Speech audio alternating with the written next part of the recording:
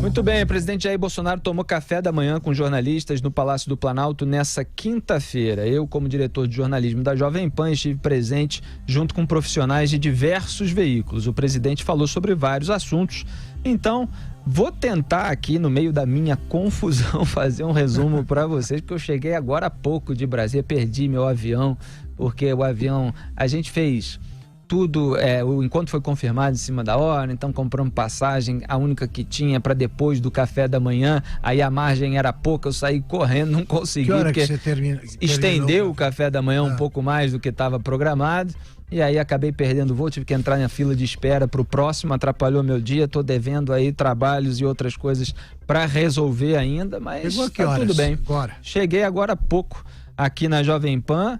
Nem deu para passar limpo algumas anotações que eu fiz lá no café da manhã, porque você não pode entrar com o celular, né? O celular fica na porta, você recebe um cartãozinho, mas podia fazer anotações no papel, numa mesa.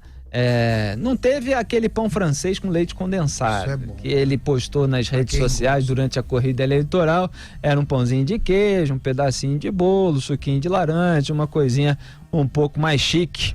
Mas para quantas pessoas, Felipe?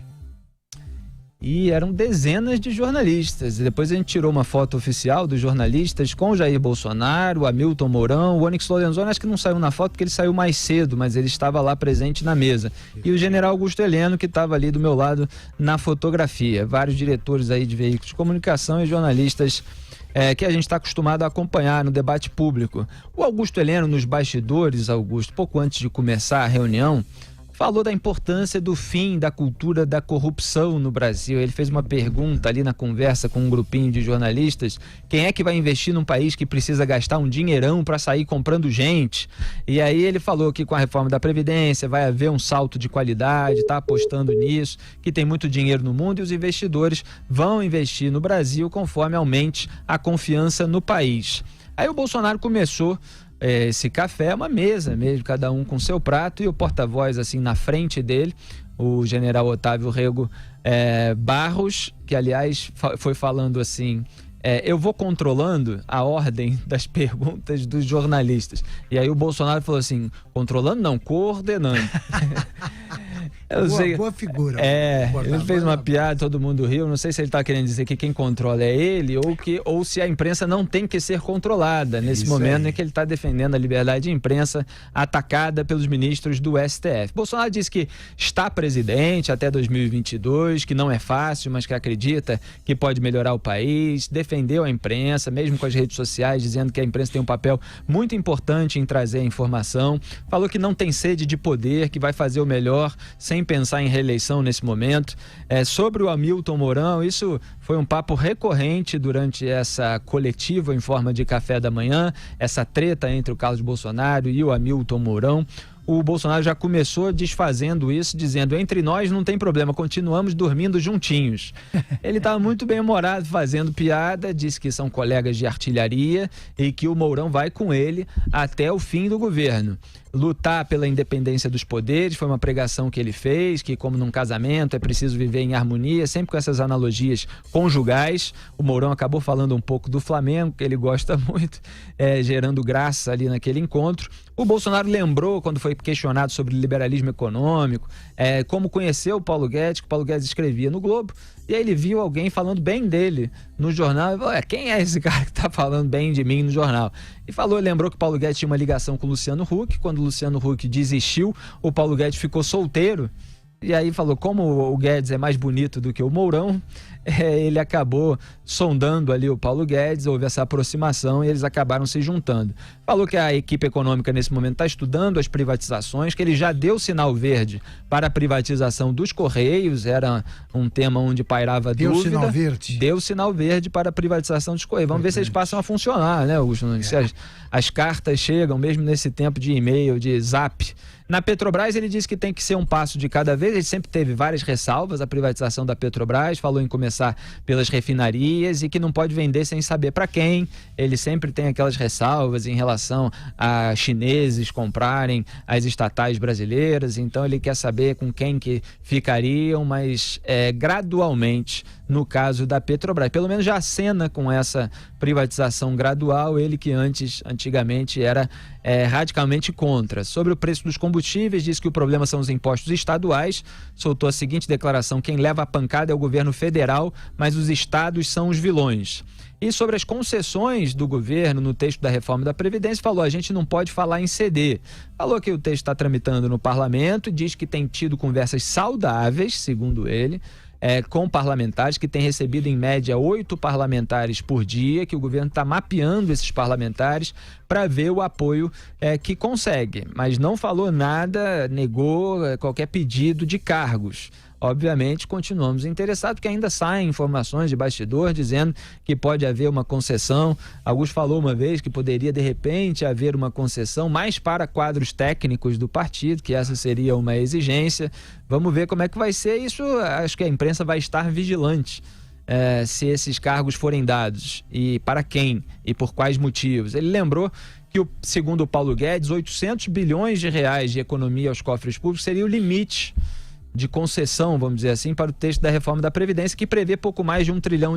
Sempre se fala na economia de R$1 trilhão, que para o Paulo Guedes, o limite aí para desidratar o texto, o piso seria de 800 milhões. Então, seria ruim para o país que o Congresso desidratasse o texto da reforma da Previdência para abaixo desse valor, porque muita gente já fala ali em 400, 500, 600 bilhões.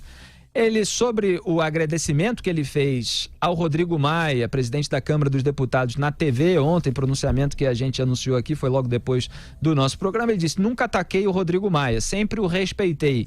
Falou que o Maia deu exemplo para nós de abnegação e entrega para aprovação do texto na CCJ. Lembrando que foi aprovado nessa semana, agora vai para a comissão especial. Hoje os partidos estavam justamente listando quem são os seus parlamentares que vão estar presentes para aquele debate na comissão especial. Obviamente vai haver treta, vai haver tumulto, a gente não espera outra coisa nessa tramitação. E ele repetiu, Augusto, olha só, isso foi um comentário nosso aqui, eu falei sobre isso em Os Pingos nos Is, a frase do Rodrigo Maia. O Rodrigo Maia disse que não se devia falar sobre nova política e velha política, apenas política, lembra? E a gente estava falando aqui justamente que o presidente tem que ter um certo cuidado estratégico na hora de se referir, para que pessoas que têm dúvidas legítimas não se sintam criticadas como se estivessem querendo cargos. Então o próprio Bolsonaro está ouvindo Os Pingos nos Is, hein, presidente? Falou: não vou falar mais nova política e velha política, apenas política. Então está lá no seu papel institucional de fazer parte, pelo menos, dessa articulação, e lembrou que está formando ministérios técnicos, né, que foi uma coisa rara nos governos anteriores. Chegou a falar de reforma tributária para eventualmente depois da Previdência e brincou, falou: vou ouvir a equipe econômica, quem entende de economia são eles, não eu. Ele, muitas vezes na corrida eleitoral, admitiu que não entendia, continua falando isso em tom até de graça, de humor.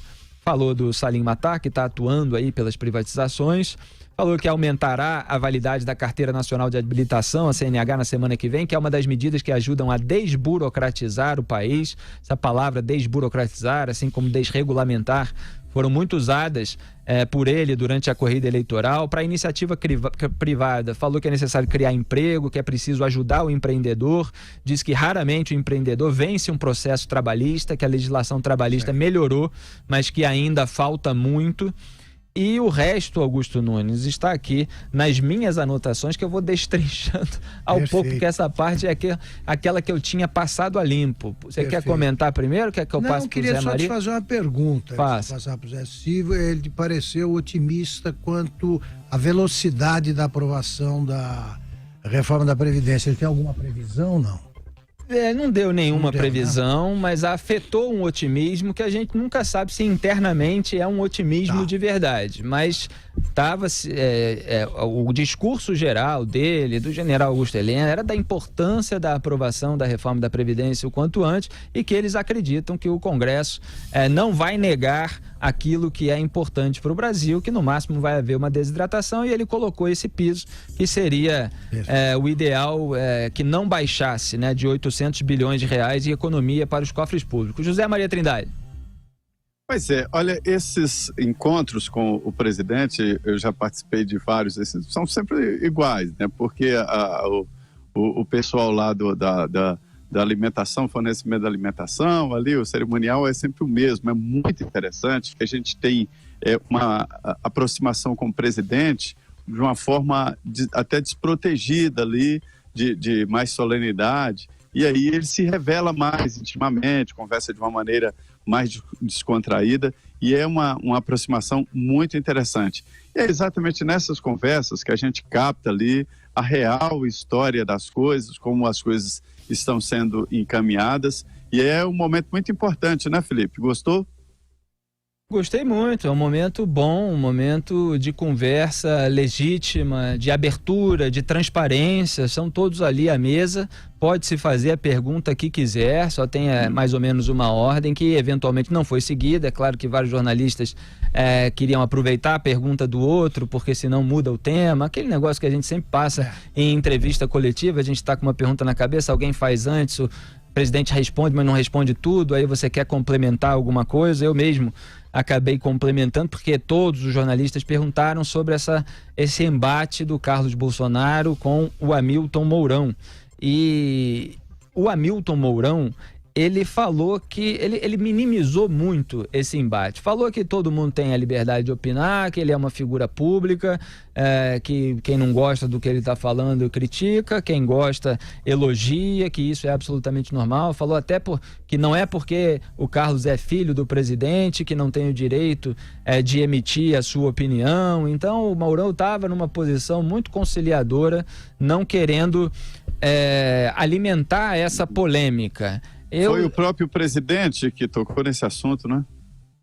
O próprio presidente iniciou o discurso tocando nesse assunto, mas aí depois, no meio das perguntas, esse assunto voltou com tudo, e aí vários jornalistas falaram, mas isso cria polêmica, desgasta o governo nesse momento importante da reforma da Previdência, e o Bolsonaro foi respondendo.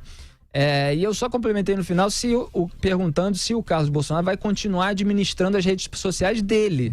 Que esse é o ponto importante, que eu fiz essa distinção ontem no programa. Eu falei... É o principal. Eu falei que o porta-voz dizia que cada um é responsável por aquilo que diz nas suas redes sociais, mas espera aí, né? Dizer na rede social do Jair Bolsonaro torna o Jair Bolsonaro responsável também. Aí se depois tira do ar, se depois diz aquilo que foi dito na sua rede, é claro que isso gera um desgaste. Então eu perguntei se o Carlos continuaria administrando. E aí o Bolsonaro falou assim: colaborando sim. Quer dizer, ele não impede o Carlos Bolsonaro de fazer parte do conjunto, mas quis deixar claro que não é ele que vai ter esse controle pleno da administração das redes sociais. Vamos ver se vai mudar alguma coisa. O Carlos Bolsonaro mesmo disse que mudaria, já falou isso umas 2 vezes, né? Que às vezes se excede, e a gente vê que polêmicas surgem em seguida. Só que esse assunto durou tanto durante a reunião que o Augusto Heleno começou um grande discurso falando da obsessão em criar cisânia. É claro que alguns jornalistas questionaram, mas olha, isso não é a imprensa que está criando. O Carlos Bolsonaro está tendo um embate público com o vice-presidente da República, né? Mas ele falou que existe um exagero no noticiário a respeito disso. E aí ele teve um discurso que eu acho muito interessante, Augusto, que ele falou assim, por exemplo, a imprensa fica falando em ala militar. Está sempre querendo criar divisões internas no governo. Isso não existe, segundo o general Heleno. Nunca houve, por exemplo, uma reunião da ala militar.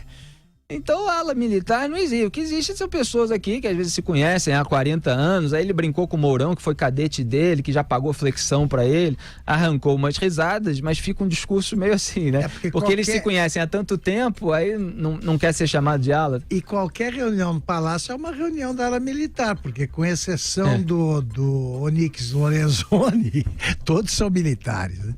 Os que têm gabinete lá, todos são militares. Agora, um momento muito importante, Zé, do discurso do general Augusto Heleno, e é verdade, eu concordo com essa tese, é que em 3 meses de governo, às vezes parece que há pouco que foi feito, mas aí ele frisou que há muito que foi desfeito e que há muita coisa também ainda a ser desfeita e que desfazer tem sido muito importante. Aí citou uma conversa, acho que ele não nomeou a pessoa, ou eu não peguei o nome, com alguém que estava dizendo que os últimos governos tinham horror à gestão que é justamente para permitir a roubalheira e tal, e que o governo do Jair Bolsonaro, os ministérios estão tirando muita gente incompetente de lá, muita gente ligada a esses partidos que estavam no poder, que faziam parte do establishment tão combatido pelo Jair Bolsonaro durante a corrida eleitoral.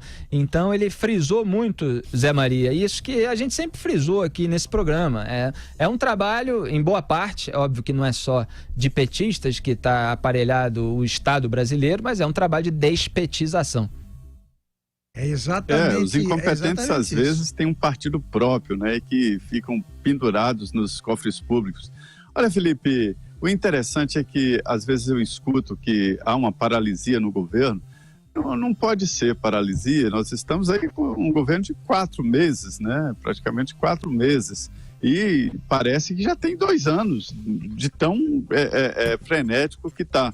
Além disso, tem esse trabalho de desmobilização que é difícil e importantíssimo. Eu conversava com o Afif Domingos, o ex-ministro da microempresa, que está ajudando o Paulo Guedes, e ele empenhado em um grande projeto do governo que é o de desburocratização. E ele me dizendo que existem cartéis e cartórios.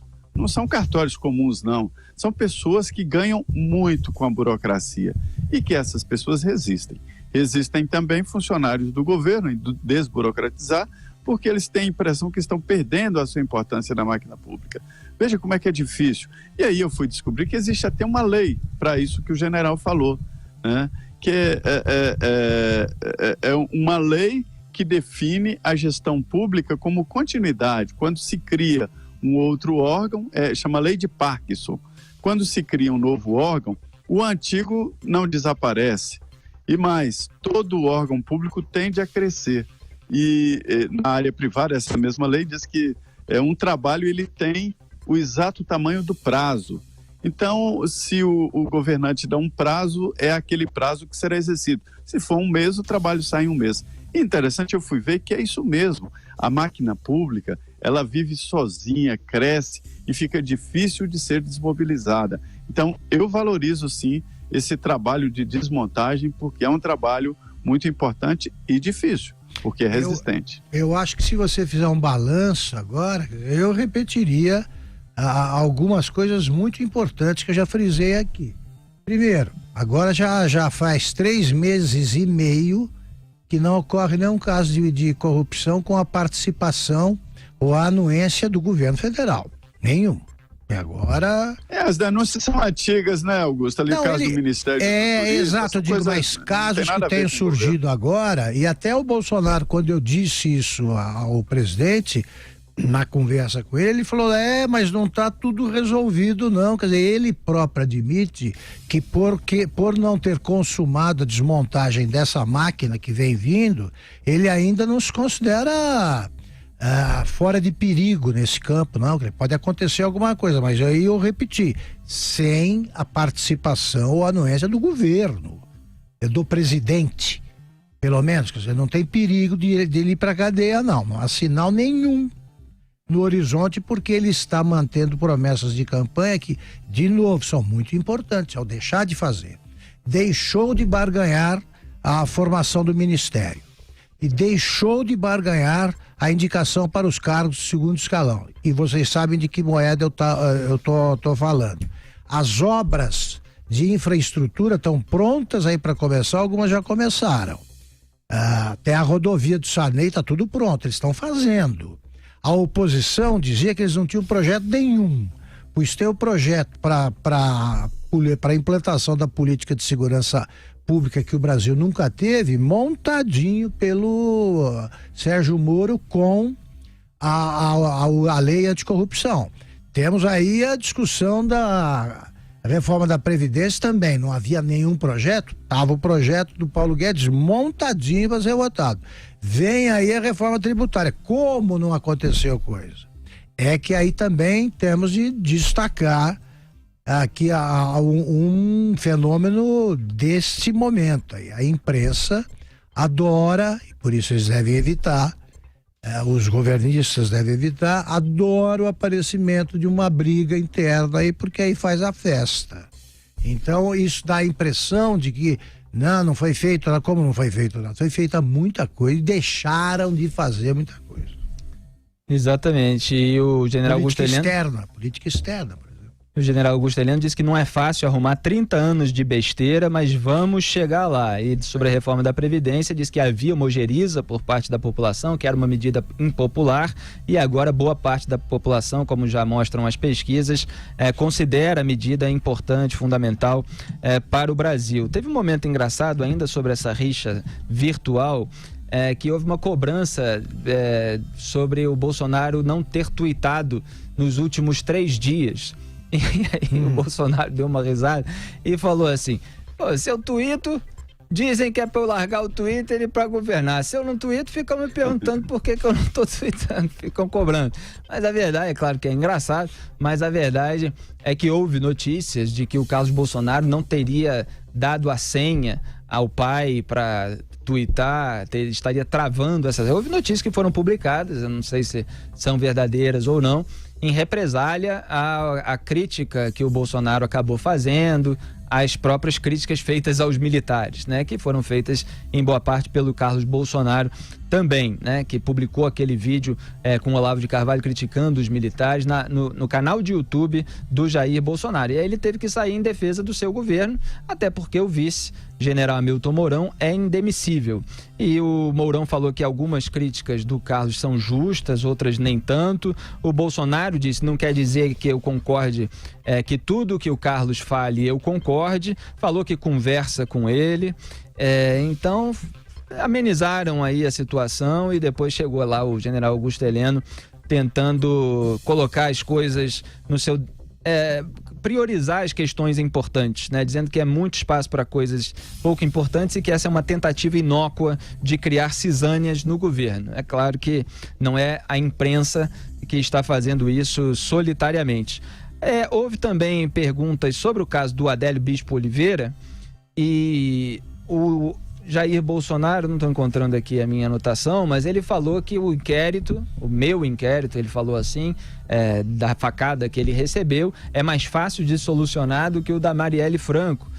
Que o Adélio Bispo Oliveira não é nenhum louco, que ele tinha telefone, que ele tinha cartão de crédito, que ele estava lá há dias. Então existe ainda essa vontade imensa do Jair Bolsonaro de que isso seja solucionado e esse grito engasgado na garganta ainda, essa cobrança pela conclusão, pela solução da investigação. Ele está insatisfeito ainda em como as coisas estão andando. É isso, Augusto. Acho perfeito. Olha, eu acho muito bom que tenha sido discutido isso aí. Quer dizer, como temos dito aqui, é um problema que poderia ser resolvido, né? Esse da troca de tweets, dessa briga virtual.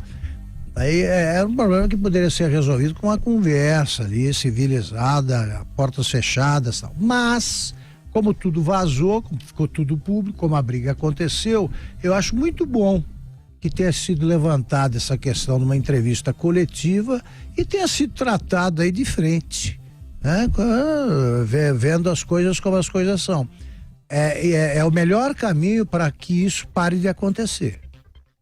E o Jair Bolsonaro também falou das realizações do Ministério da Justiça e da Segurança Pública, falou da transferência do Marcola, que comandava o crime de dentro da cadeia, esses atos que o juiz Sérgio Moro está fazendo, enquanto o seu projeto anticrime não é aprovado.